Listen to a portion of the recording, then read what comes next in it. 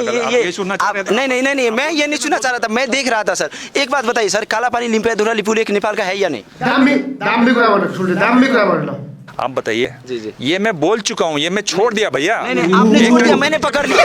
ये मैंने छोड़ दिया, मैंने पकड़ लिया, मैंने छोड़ दिया। मेरे छोड़ दिया रे, मेरे पकड़ दिया रे। आपको जज मत समझिए। नहीं जज नहीं, आप अपने बैग ने घुस दिया मैंने। आपको जज मत समझिए। Yeah. Everybody knows that I'm breaking down. Everybody knows I ain't faking now.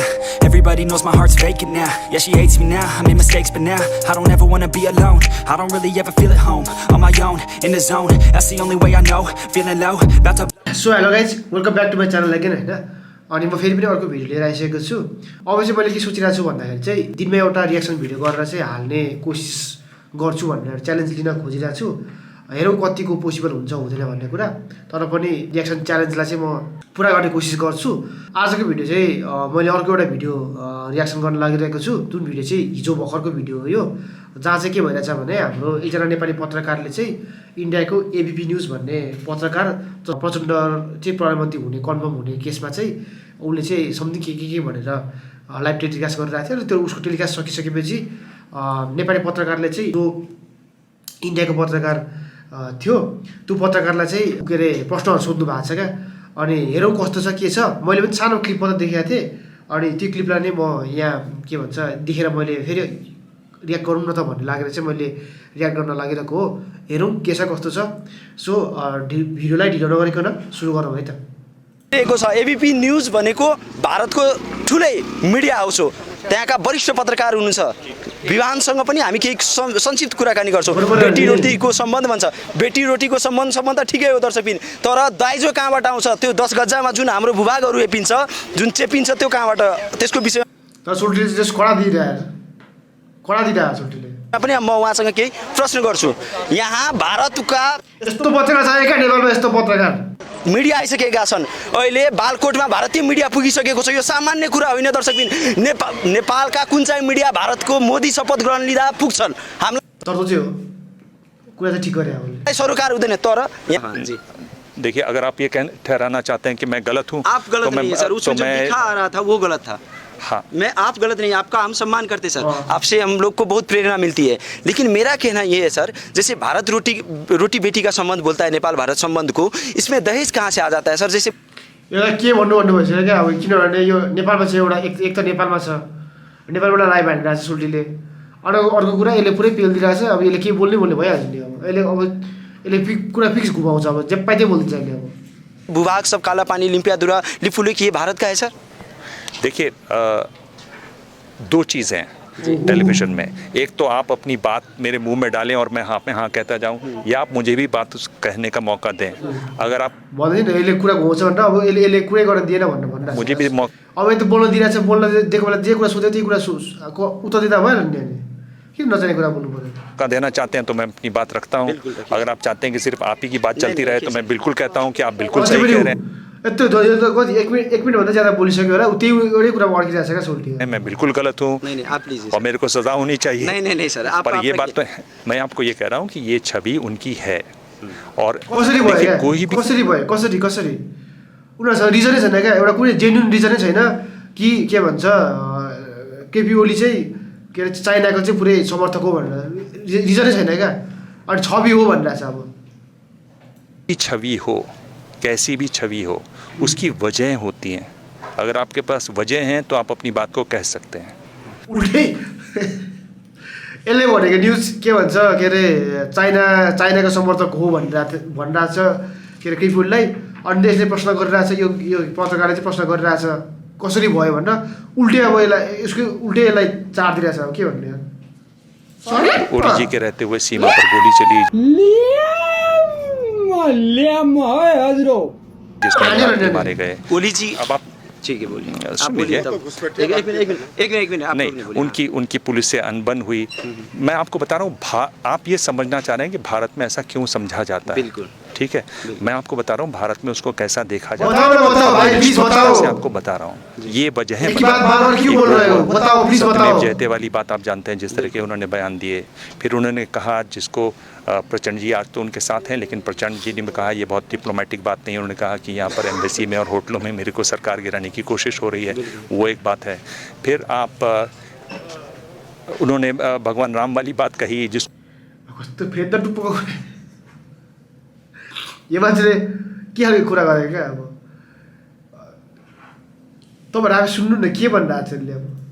आज जिसको प्रचंड जी आज तो उनके साथ हैं, लेकिन प्रचंड जी ने कहा ये बहुत डिप्लोमेटिक बात नहीं है। उन्होंने कहा कि यहाँ पर एम्बेसी में और होटलों में मेरे को सरकार गिराने की कोशिश हो रही है, वो एक बात है। फिर आप उन्होंने भगवान राम वाली बात कही, जिसको भी भारत में जो राइट विंग की सरकार है, जो एक तरीके से बिल्कुल राम मंदिर के नारे से, एक मिनट मेरी बात सुन लीजिए, फिर मैं वो राम मंदिर वाली बात है। उन्होंने कहा नहीं राम केपी सम्माननीय हाम्रा पूर्व प्रधानमन्त्री केपी ओलीज्यूले के कुरा भन्नुभएको थियो भन्दाखेरि, यदि गौतम बुद्ध भारत जन्मेको उनीहरूले के भन्छ स्टेटमेन्ट चाहिँ 2 भन्न चाहन्छ भने, के त राम पनि नेपालमा जन्मेको भनेर एउटा भनिदिएको थियो, ख्यालटोटाको क्रममा भनिदिएको।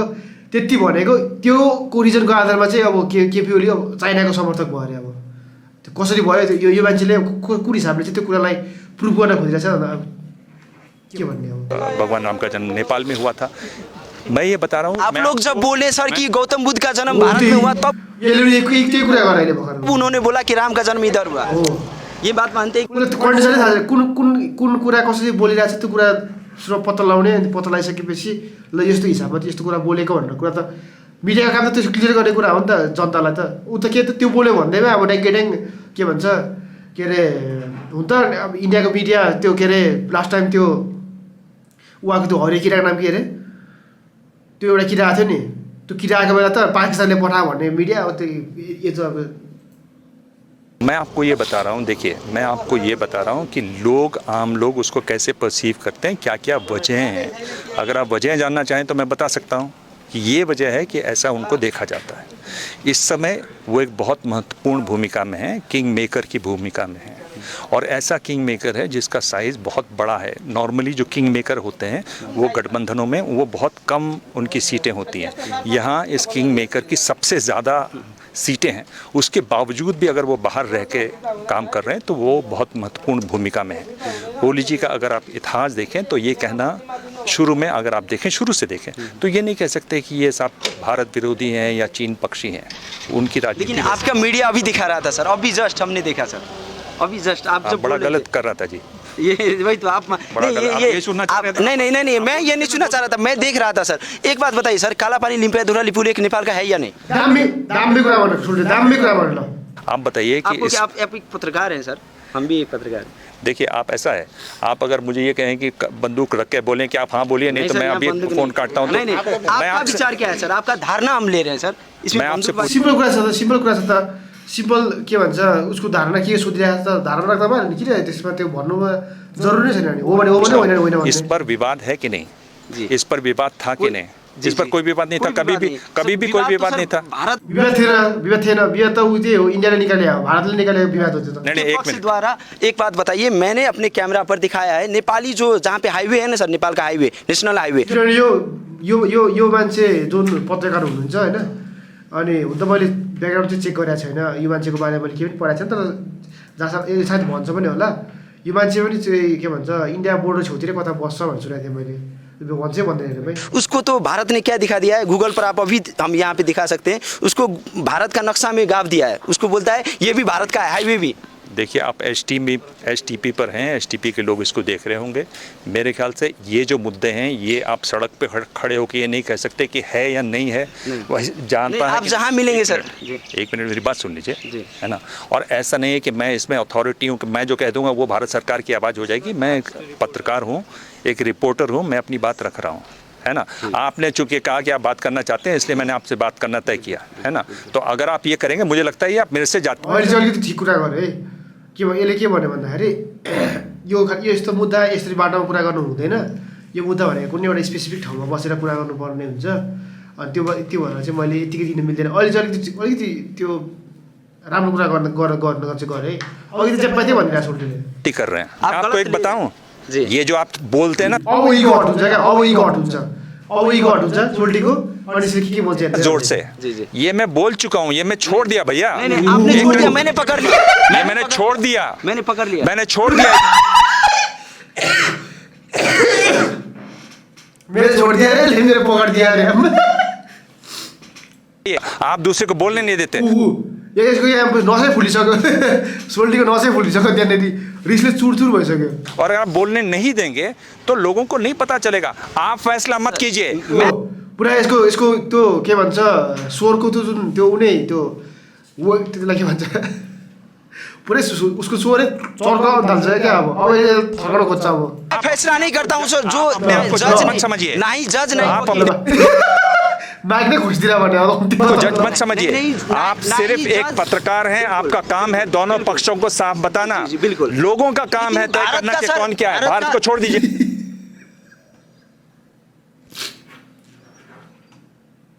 माइक नै खोजिदिएर भनेर अति अरे कस्तो गीत हो दुईजनाको अनुहार त्यो साइडको मान्छे चाहिँ हेरिरहेको छ यिनीहरूलाई के गर्नु भइरहेछ दुईजना पुरा भडाभर भइरहेछ यो के बोकेको थाहा पनि छैन नहीं सर, भारत मैं का- आपको जर्नलिज्म पे बात कर रहा हूँ नहीं सर भारत ए अन्तिम जर्नलिजममा का नांगो हस्तक्षेप होता है क्या नेपाल में सर क्या? सीमा पे वो जगह सब लेने में जगह हड़पने में भारत नेपाल का जो सीमा सब में जो जगह होता है सर इसलिए सर आप लोग गुस्सा क्यों होते हैं नहीं अगर आपको दुख हुआ है तो सॉरी सॉरी बहुत ठीक मैंने मैं सॉरी की बात नहीं नहीं आप बात कर रहे हैं तो बात कीजिए आप बात नहीं आप बात करने सर के बाद बहुत ऐसा भूभाग है सर मेरा घर बॉर्डर के पास है यिनीहरूलाई त यस्तै भन्नुपर्छ क्या जे पाइदै बेसलेस कुरामा एकदम जे पाइदै भन्छ यिनीहरूले तिम्रो उनीहरूले यो यिनीहरूको न्युजमा राखेको कुनै बेच्नै हुँदैन क्या त्यो के बोल्छ थाहा नै हुँदैन यसले कुरा गरेर बिचरालाई आज यो के अरे के भन्छ केबुलीको इन्टरभ्यू लियो नि घर जाँदा सोचेको थियो होला राम्रो मुडमा सोल्टीले मुडै अफाल्यो त्यसको त सर 10 किलोमीटर पर मेरा घर है सर नेपाल भारत सीमा पे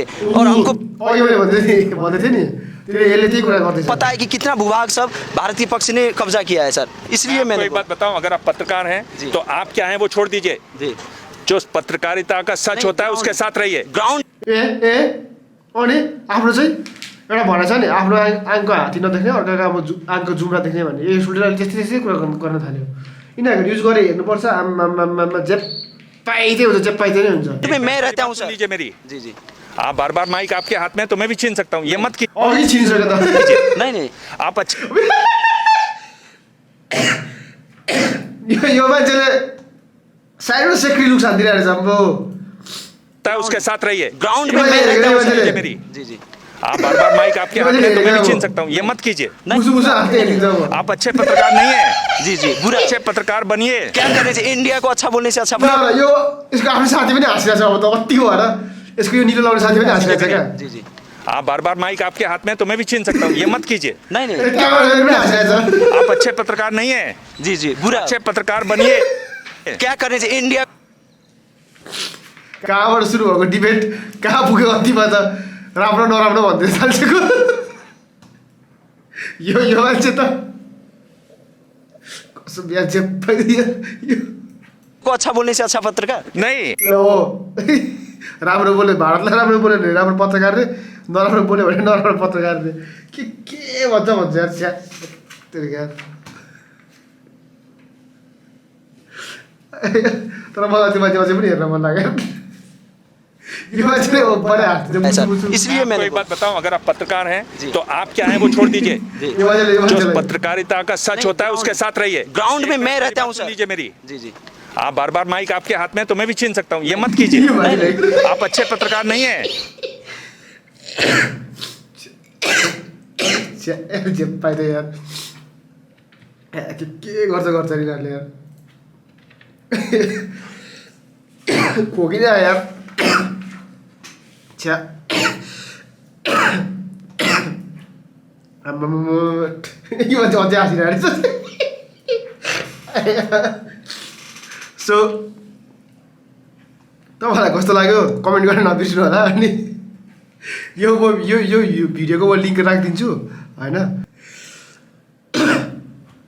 सो तपाईँलाई कस्तो लाग्यो प्लिज कृपया भिडियोमा कमेन्ट गर्न नबिर्सिनु होला लाइक गर्न पनि नबिर्सिनु होला अनि अर्को भिडियो लिएर म फेरि आउने नै छु त्यति दिनसम्मको लागि कृपया स्वस्थ रहनुहोस् अनि मेरो भिडियोलाई हेर्दै गर्नु होला है त।